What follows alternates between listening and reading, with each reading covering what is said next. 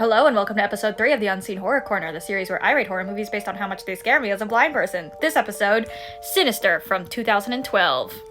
As usual, I will be judging its scariness based off sound, and there will be spoilers. Moving on.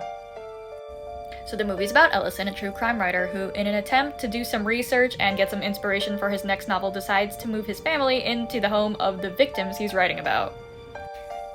And in that house, he finds a set of films involving crimes spanning decades and a mysterious entity in the middle of it. Right out the gate, the movie starts with the demise of the previous family as it's being recorded.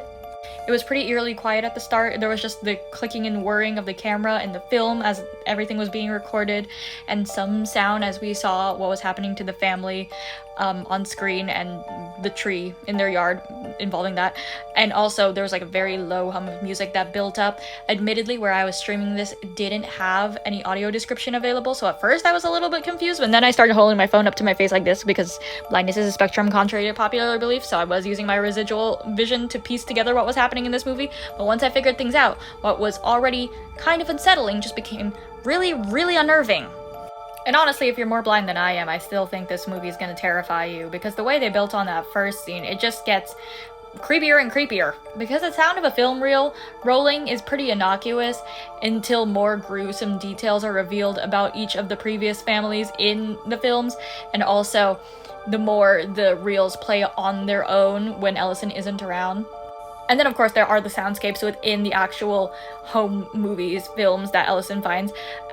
Without getting into too much detail, there is a pretty gruesome one involving a person's head and a lawnmower. Very visceral. And then, of course, you have your classic horror movie sounds in it, like footsteps and creaks around the house. And in 2 of those instances, they're used as misdirections because it turns out to just be his kids, Trevor and Ashley, although come to find out later, his daughter Ashley is actually linked to the monster within the videos. So when you first find out, she's just the one making the footsteps around the house as she goes to the bathroom, and you go, oh, what a relief. Later, by the end of the movie, you kind of realize that was foreshadowing, which is pretty cool.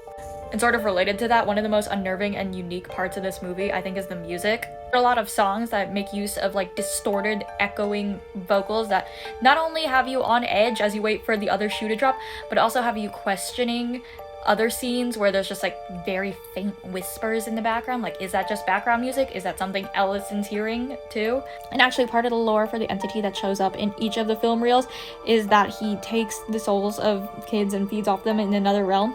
So it's almost like you can hear all the souls of his previous victims calling out from beyond.